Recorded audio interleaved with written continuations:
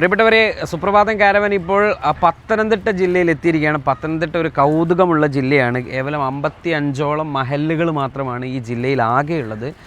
ഔദ്യോഗിക കണക്ക് പ്രകാരം 65-നും 70-നും ഇടയിൽ, അഥവാ 65,000-70,000 മുസ്ലിങ്ങൾ മാത്രമാണ് ഇവിടെയുള്ളതെന്ന് വെച്ചാൽ ലക്ഷത്തിൽ താഴെ മാത്രമേ ഉള്ളൂ. ഞാനിപ്പം നിൽക്കുന്നത് പത്തനംതിട്ട ജില്ലയുടെ സമസ്ത ജില്ലാ കാര്യാലയത്തിന് മുൻപിലാണ്. ഇവർക്ക് ഒരുപാട് പരിമിതികളുണ്ട് കേട്ടോ. കാരണം എന്ന് വെച്ചാൽ ഇവിടുത്തെ ഓരോ വീടുകൾ തമ്മിൽ തന്നെ വലിയ ഡിസ്റ്റൻസ് ഉണ്ടാവും. വലിയ മലയോര മേഖലയാണ്.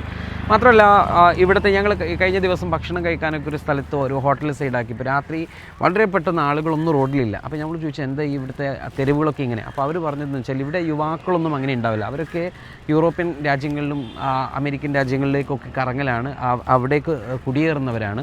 അതുകൊണ്ട് തന്നെ ഇവിടെ പ്രായമായ ആളുകൾ ഏറ്റവും കൂടുതൽ ഉണ്ടായിക്കൊണ്ടിരിക്കുന്ന ഒരു ജില്ലയാണ്. അത് ഒരു സോഷ്യൽ ഇഷ്യൂ ആയിട്ട് ഇവിടെ വളർന്നു വന്നുകൊണ്ടിരിക്കുന്നൊരു കാര്യം കൂടിയാണ് കേട്ടോ.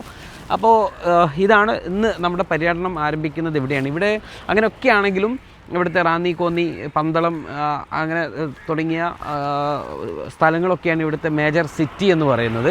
നമുക്കറിയാലോ, ശബരിമലയുമായി ബന്ധപ്പെട്ട് കിടക്കുന്നൊരു ഇടം എന്നുള്ള നിലയിൽ വലിയ തീർത്ഥാടന കേന്ദ്രമാണ്. അപ്പോൾ അതിൻ്റെയൊക്കെ ഒരു സൗഹൃദവും അതിൻ്റെ ഒരു അന്തരീക്ഷമൊക്കെ ഇവിടുത്തെ ജനങ്ങൾക്കിടയിലുമുണ്ട്. അത് നമ്മൾ എടുത്തു പറയേണ്ട ഒന്നാണ്.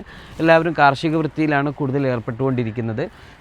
പിന്നെ അടിസ്ഥാന സൗകര്യങ്ങളെല്ലാം വളരെ മെച്ചപ്പെട്ട് കിടക്കുന്ന ഒരു പ്രദേശം കൂടി ആണ് എന്ന് വേണമെങ്കിൽ പറയാം താരതമ്യേന. ഇതാണ് നമ്മുടെ സമസ്തയുടെയും സുപ്രഭാതത്തിൻ്റെയും ഒക്കെ സമസ്തയുടെ ജില്ലാ കാര്യാലയം. ഈ കാണുന്നതാണ് സുപ്രഭാതത്തിൻ്റെ ഓഫീസ്. ഇവിടെ തന്നെയാണ്. ഇവിടെ ഒരു സിറാജിക്ക എന്ന് പറഞ്ഞിട്ടുള്ളൊരു റിട്ടയർഡ് ആയിട്ടുള്ള ഒരു ആരോഗ്യവകുപ്പിൽ ഉദ്യോഗസ്ഥനുണ്ട്, ഹെൽത്ത് ഇൻസ്പെക്ടറായിരുന്നു. അദ്ദേഹത്തിൻ്റെ വീടാണ് തൊട്ട് പിറകിൽ കാണുന്നത്.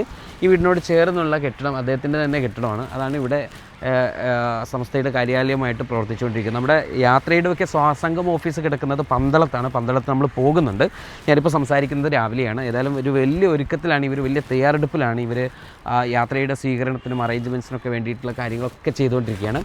അപ്പം നമ്മൾ കാരവൻ പന്തളത്തെത്തി. ഇന്ന് ഞങ്ങൾ വൈകിട്ട് കന്യാകുമാരിയിലേക്ക് പോകുന്നുണ്ട്. കന്യാകുമാരിയിൽ വെച്ചായിരിക്കും ഇനി കന്യാകുമാരിയിൽ അവിടുത്തെ ടീമുമായി ബന്ധപ്പെട്ട് നമ്മൾ ഒരു വാർത്തയും കാര്യങ്ങളൊക്കെ ചെയ്തുകൊണ്ടിരിക്കുന്നുണ്ട്. ആ കാഴ്ചകളൊക്കെ നമുക്ക് കാണാം.